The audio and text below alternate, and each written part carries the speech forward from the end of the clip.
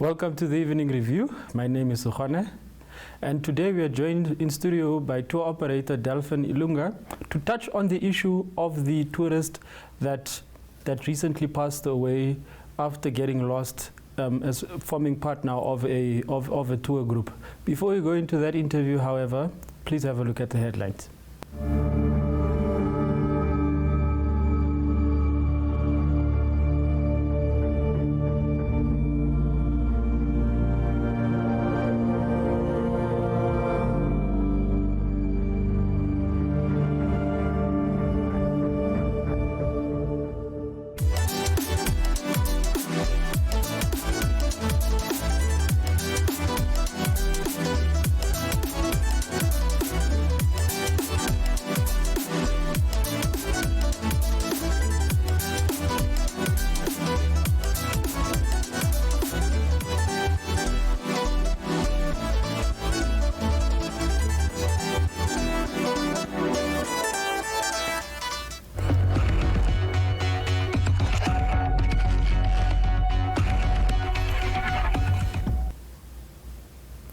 Welcome back to the interview. We are joined now in studio by Delphin Ilunga to touch on the issue of the tourist who unfortunately lost his life in the Deadplay. Welcome to the Evening Review. Thank you so much, and I'm so happy to have me. Yeah. Recently, we had an incident where it is reported that a tourist went hiking in Deadplay and as a result got lost in the process. How easy is it for tourists who are in these tour groups to get off track and to get lost? Well, to start with, I have to say that it's a very unfortunate situation that happened. It does not really happen to us, not only as Furat was in safaris, but as all the operators in Namibia.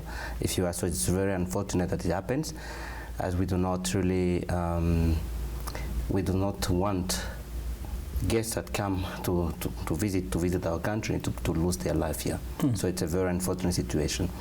When it comes to how easy it is to get lost in that area, I would say it's not that often that people get lost, because you only have one way in and one way out. And in the case of this particular tourist, he was part of a group of 6 French people that arrived in Namibia on the 8th, that was Monday, and they were not alone. It was a guided tour. So they had a tour guide with them. So when they arrived, they first went into the Namib Northcliff area, so they do the hiking and they spend there 2 nights, and then from there they had to go to Sossusvlei. So they spent a night at Sestrium. Sestrium is just by the entrance of the park. That is where you've got the camping site. So they spent the night there. The following day, it was now the day of hiking. Maybe just to put you in perspective, from Sestrium to the Deadplay, you have approximately 65 kilometers. So that means you've got first about 60 kilometers of the tarred road where you drive with your vehicle, and then the last 5 kilometers, it's only a 4x4 part. So if you do not have a vehicle that can either 4x4, you cannot drive there. So that means at the end of the 60 kilometers, there's a parking area for the 2x4 vehicle, and then from there you jump into a 4x4, then you make another 5 kilometers, then there's another parking area for the 4x4 areas. So now this particular group, when they drove until the 2x4 area, that's about the 60 kilometers, they made a stop there with the vehicles, and from there they had to walk. The 5 last kilometers, the same one that you need to actually go with the 4x4. So they walk with a guide in front. So then they walk up to the 4x4 parking area, and then they took a diversion, again with a guide, to go to what is known as the Big Daddy Dune. It's actually what is being considered today as the highest sand dune in the world. So a lot of tourists, when they come here, they want to feel that they kind of achieve something. One of them is to be able to be counted among people that have managed to climb the highest sand dune in the world. So that's a Big Daddy Dune. So in the process, first of all, they did a first hiking before to get to Deadplay. That's about 45 kilometers from Sistrem. We've got a dune which is called Dune 45. So they did the hiking there. They went up and then they came down, they had a breakfast. Then they jump in the vehicle again, do the last part, and then from there they started walking to the Deadplay. So they took a shortcut, as I said. Then they arrived at the Big Daddy Dune. That dune is long, it goes up and down, you know, so it's very long. So they climb on the first part, on the second part, and then they reach a point where you've got the Deadplay to your right, and then you've got the hidden Vlei, another little Vlei to your left. So once they arrive at that top, there were all 6 plus the tour guide. From the top there, you can actually see the 4x4 parking. It's about 1 kilometer from there. But because you're in the heights and it's a desert, at the parking area, the 4x4 parking area where even our vehicle was, that's the only place you find trees, the camel thorn trees, and then you've got the shade and some benches. People usually after hiking, they'll go there, they sit in the shade. So at this point, when they arrive at that point where they've got now the Deadplay to the right and then the hidden Vlei to the left, that particular client that is normal, said to the group as well as to the tour guide that he is feeling a bit of pain in the knees, so he cannot proceed, which sounded very normal when you are climbing into the sand. Sometimes you might have that, and which was very normal also because some of the tourists do not choose to go all the way to the top. So they will come at a certain level, they say, look, I'm going to end here and then I'm going to go down into the Deadplay. So that's what happens, and the whole group at that point, they stood, they sit down, have a drink, and then they chat a little bit, and then that particular client started going down into the Deadplay. So the group was still here, they could see the person going down into the Deadplay. And just after a while, this group with the tour guide, they proceeded. So before they proceed, this client was given two options, very clear direction. So the tour guide told him, okay, as will proceed onto the top, but you've got 2 options. Either you go down and start taking pictures of the trees. So the trees, it's a closed place. I'm not sure that you've been there. It's a closed place. So you don't have a road that goes anywhere else. So then you go down, you take pictures of the trees, and we'll find you there.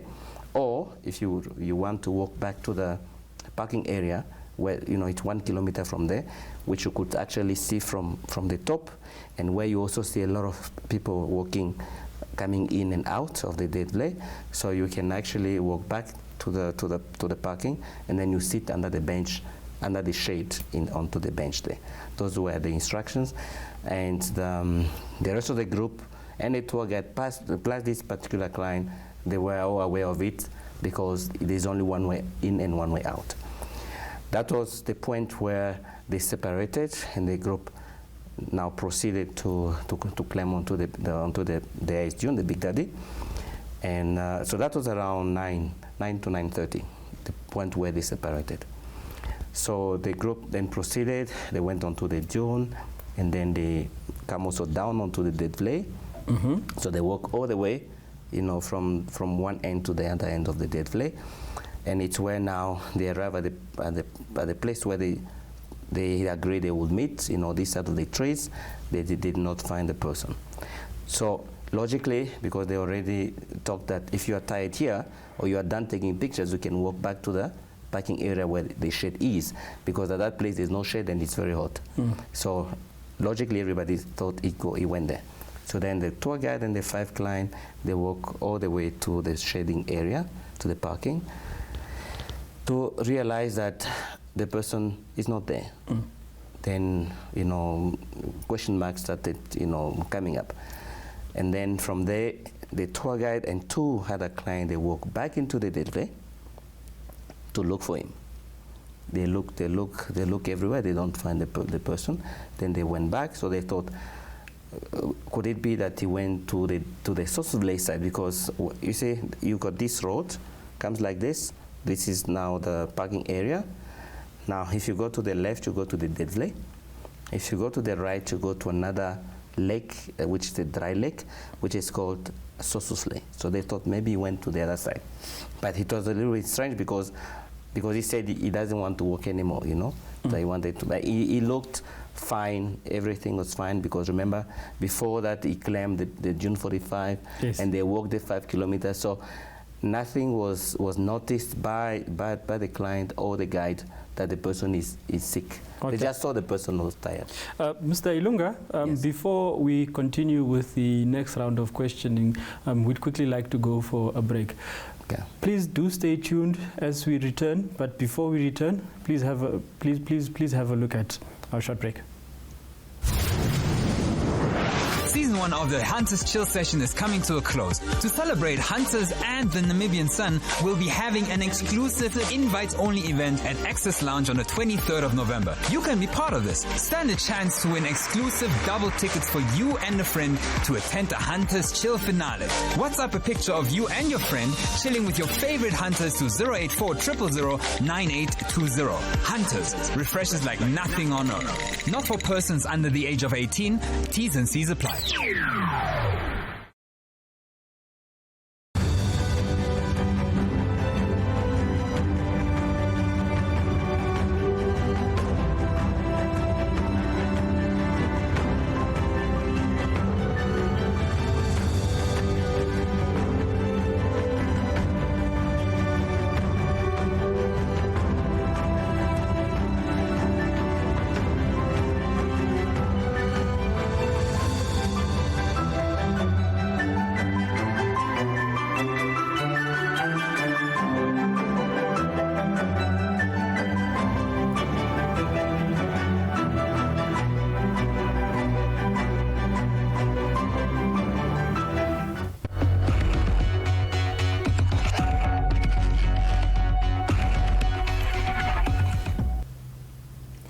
Welcome back. We now continue our range of questioning with Mr. Illunga to reflect on what happened to the departed tourist.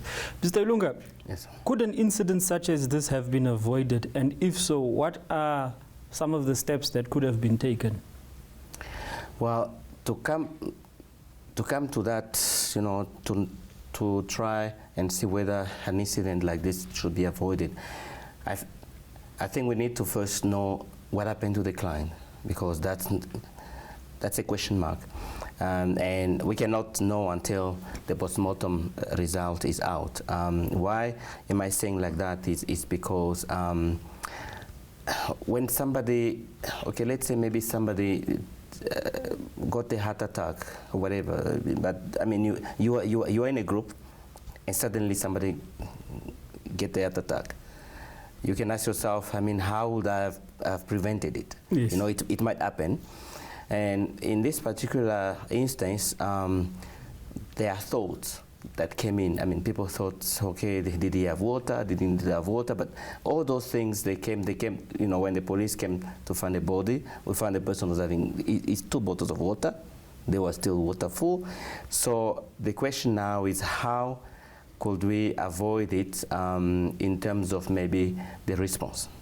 That is where now I'm coming in to say that when the tour guide now, you know, they did a second search, then they found out they do not see the person, then they drove to the Sossusvlei area, they don't see the person. The third step is, that was around 12, they had to inform the park rangers. So they met one person, I can't name his name now. So they met one of the park rangers. They explained to him that, look, one of our clients is missing.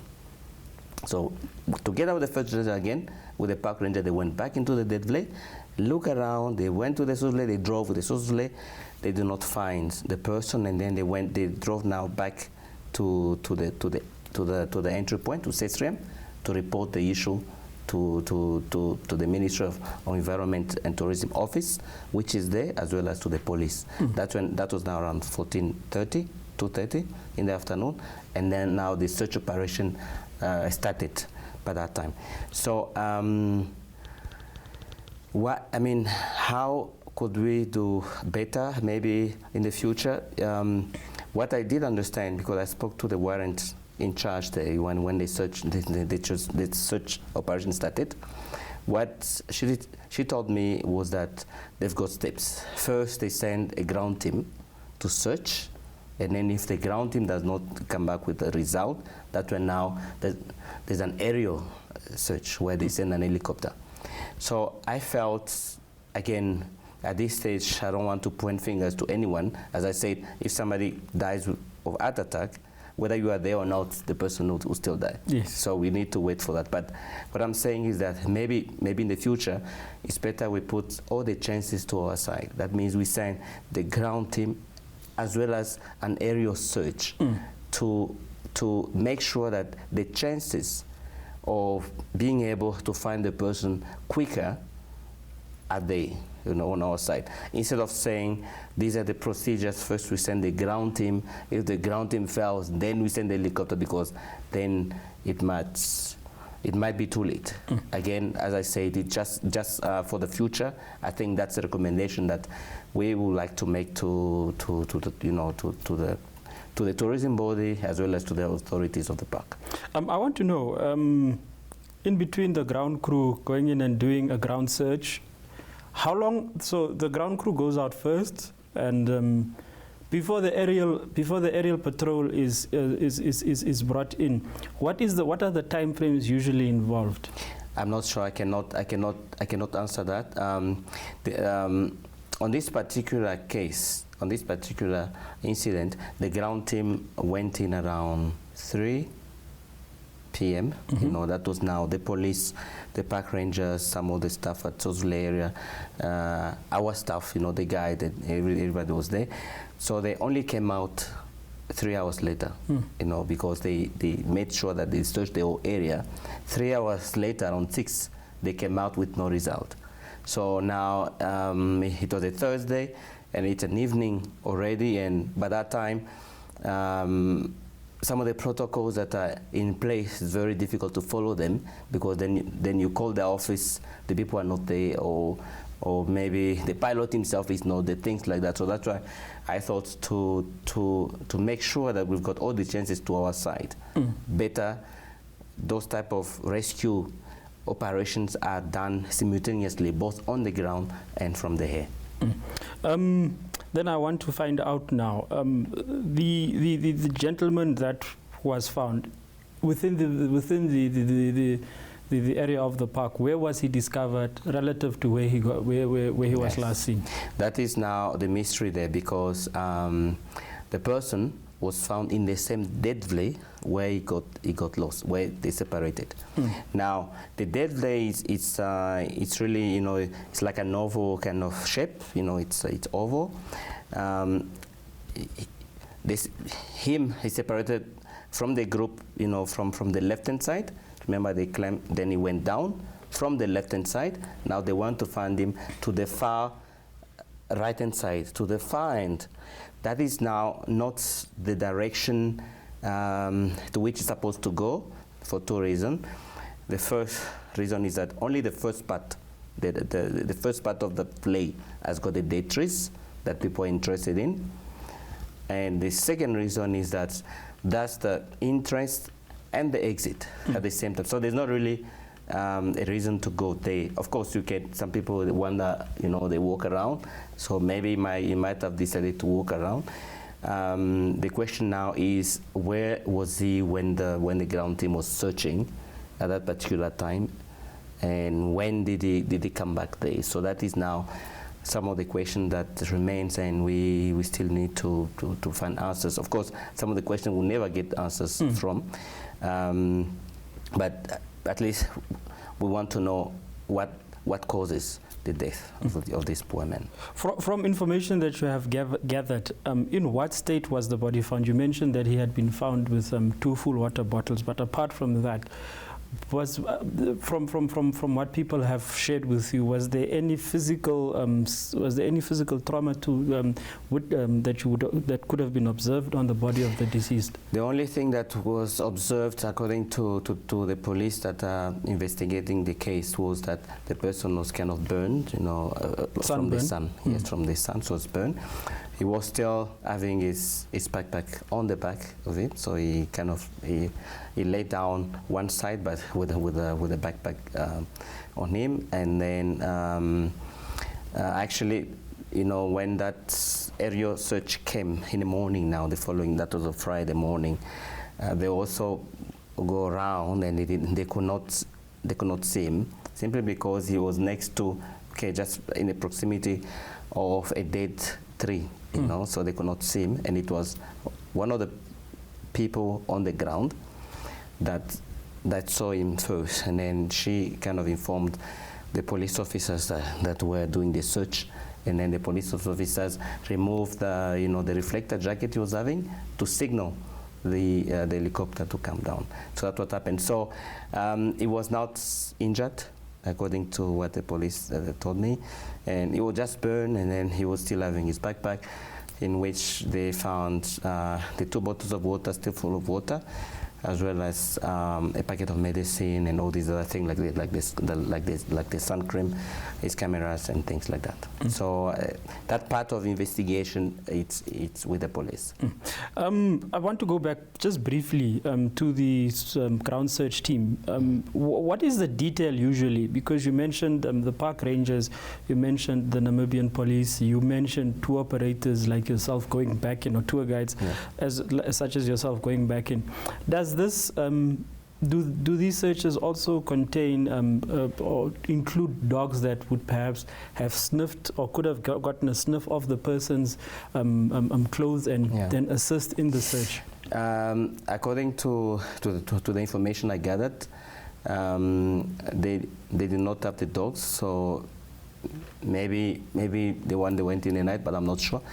I think that was one of the questions, and probably one of the things that can be done to improve in the future, to see whether we can have better chances of recovering when we are involved in such rescue missions. So there were no mention of any dog. I may be wrong with that, but I need probably to double check with the investigating police officer. But according to the sources, my guide and all the staff that were involved, there were no mention of any dog. And then from your side as tour operators to the authorities, I know you mentioned the fact that there is a need for aerial support to complement ground search, but what else could help in avoiding such situations? I think we as tour operators, we feel like in this particular case, I feel like there should be more coordination and more first-hand plan of action when such event happen. We need to really work together with the authorities and find out if there's an eventuality like this, what has to be done. I mean, the first step is what, and the second step, so that we actually kind of know exactly that, okay, there's a rescue plan when a tourist is lost like that, simply because when a tourist comes here and get lost, it's not only the loss of the family, of course that's huge, but that situation actually impacts the whole country, because it's a foreigner that came here, so we need to ensure his safety. And also that when we appeal to the authorities to act, I want to urge them that maybe in that particular time the protocols should be breached, because it's an emergency. Most of the time there are those protocols that kind of delay the process of rescue, which I feel in an emergency they should be breached. Thank you for joining us on the Evening Review. All right, sir. Thank you so much for having me. And on that note, we pass, as the Evening Review team, pass our deepest condolences to the family of the bereaved. Good night. Of the deceased.